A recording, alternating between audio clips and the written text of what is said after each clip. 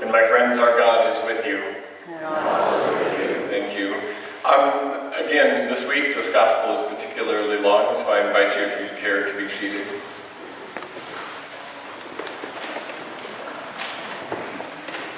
A reading from the Holy Gospel according to John. There was a certain man named Lazarus who was sick. He and his sisters, Mary and Martha, were from the village of Bethany. Mary was the one who had anointed the feet of Jesus with perfume and dried his feet with her hair. And it was her brother Lazarus who was sick.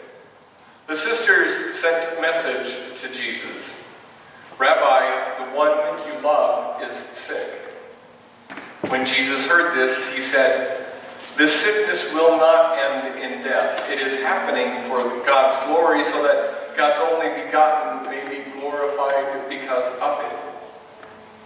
Jesus loved these three very much, yet even after hearing that Lazarus was sick, he remained where he was staying for 2 more days. And finally he said to his disciples, "Let us go back to Judea." They protested, "Rabbi, it was only recently that they tried to stone you." This prompted some of the Pharisees to say, "This Jesus cannot be from God, because he would want to go back there again." Jesus replied, "Are there not 12 hours of daylight? Those who walk by the day do not stumble because they see the world bathed in light. Those who go walking by night will stumble because there is no light in them." After Jesus said this, he said to the disciples, "Our beloved Lazarus has fallen asleep. I am going to Judea to wake him." The disciples objected, "But Rabbi, if he is only asleep, he will be fine." Jesus had been speaking about Lazarus' death, but they thought he was talking about actual sleep. So he said to them, "Lazarus is dead. For your sakes I am glad that I was not there, for you might come to believe. In any event, let us go to him." Then Thomas the twin said to the rest, "Let us go with Jesus so that we can die with him." When Jesus arrived in Bethany, he found that Lazarus had already been in the tomb 4 days. And since Bethany was only about 2 miles from Jerusalem, many people had come out to console Mary and Martha about their brother. When Martha heard that Jesus was coming, she went to meet him, while Mary stayed at home with the mourners. When she got to Jesus, Martha said, "If you had been here, my brother would have never died. Yet now I'm sure that God will give you whatever you ask." "Your brother will rise again," Jesus assured her. Martha replied, "I know he will rise again in the resurrection on the last day." Jesus told her, "I am the resurrection and I am the life. Those who believe in me will live even if they die, and those who are alive will believe in me will never die." "Do you believe this?" "Yes," Martha answered.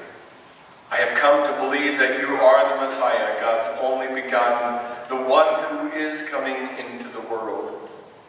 When she had said this, Martha went back and called to her sister Mary, "The teacher is here and asking for you." As soon as Mary heard this, she got up and went to him. Jesus had not yet gotten to the village. He was at the place where Martha had met him.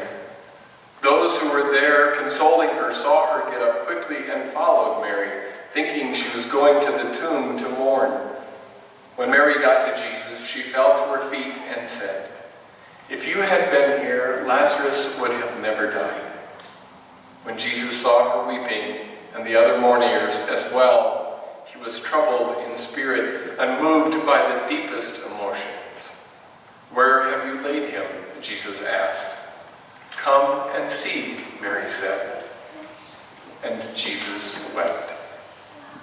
The people in the crowd began to remark, "See how much he loved him. He made the blind person see. Why could not he have done something to prevent the death of Lazarus?"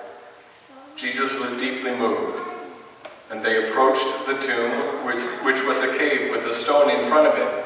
"Take away the stone," Jesus directed. Martha said, "Rabbi, it has been 4 days now. By this time there will be a stench." Jesus replied, "Did I not assure you that if you believed, you would see the glory of God?" So they took away the stone. Jesus raised his eyes to heaven and said, "Oh God, thank you for having heard me. I know that you always hear me, but I have said this for the sake of the crowd, that they might believe that you have sent me." Then Jesus called out in a loud voice, "Lazarus, come out." And Lazarus came out of the tomb, still bound hand and foot with linen strips, his face wrapped in a cloth. And Jesus told the crowd, "Untie him and let him go free." Many of those who had come to console Mary and Martha saw what Jesus did and put their faith in him. My friends, the gospel of the Lord. Praise to you, Lord Jesus Christ.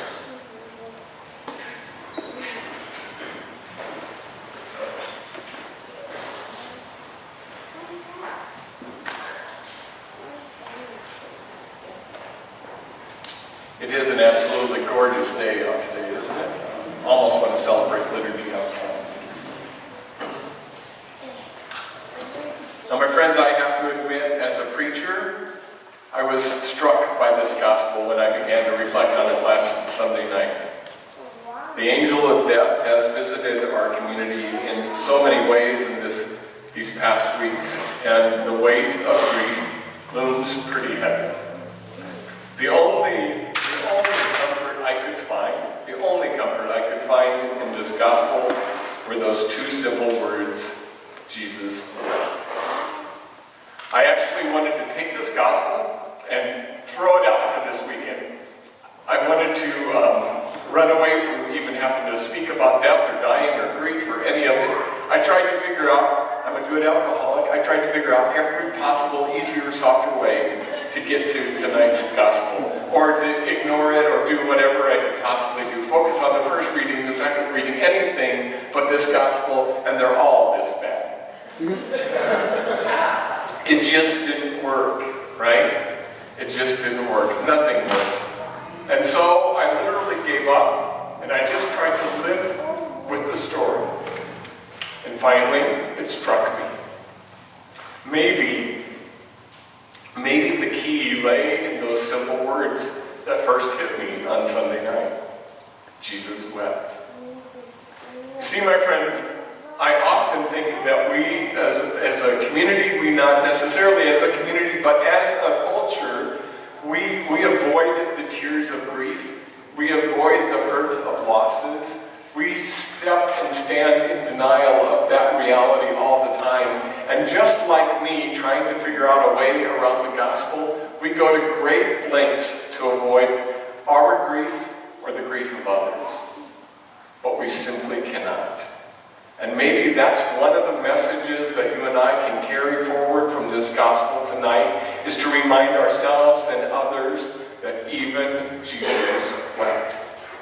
It's a part of being human, and maybe, just maybe even more, maybe it's at the core of what it means to be human.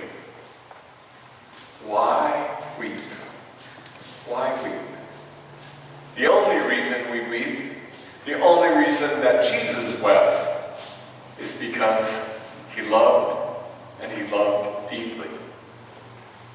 And maybe like the title of that beautiful song that was sung at our concert last night reminds us, we are not to seek answers, we should seek to live with the questions. If we love, we will weep. And we will also sing and dance with unabandoned joy. So weep. Weep like Jesus did. There is no escape from the pain of loss. There's only the option to develop new meanings and new understandings and new commitments of how you and I can step into the future. And as we near the end of Lent and we step into Holy Week, we are reminded that Jesus himself knows and understands the pain that happens to appear in our lives. Jesus knew and Jesus knows what it means to love and what it means to hurt with pain that is nearly unexplainable. Jesus also reminds us that there is no tomb that can ever hold us back from the eternal embrace of God. There is nothing, absolutely nothing, that can stop God's love from rolling back the stones and calling us out, calling each and every one of us out back into the loving arms of the one who created us and who is the source of our life, both this life and life eternal. Like the psalmist says today, out of the depths we cry, and God does indeed hear our voice. To ask ourselves the question why is to literally dwell in the fruitless pursuit of nothing. Because most of all, there are no answers, there are simply questions. To love is to hurt and to feel and to experience the totality of everything that human life has to offer. For if we do not love, then we cannot know the heights of ecstasy, nor would we know the depth of despair. Maybe Jesus is saying the very same thing to us that he said to Lazarus. Come out, live with profound love in every possible way, in every possible moment, because the gift of human life is the vessel. It's the vessel of the entire range of human emotion, from happiness to sadness, from extreme despair to extreme joy. And that only by loving can we experience life in its totality. And above all, know that the questions themselves are holy. So holy, in fact, that they may be the place precisely where God dwells. I leave you with a reflection the song shared with us last night. It says, have patience with all that is unresolved in your heart, and try to love the questions like locked rooms or books that are written in a foreign language. Do not search for the answers now, for they cannot be given to you. You would not be able to live them. The point is to live everything. Live the questions now, and perhaps then, perhaps someday in the future, without even noticing it, your life and you will live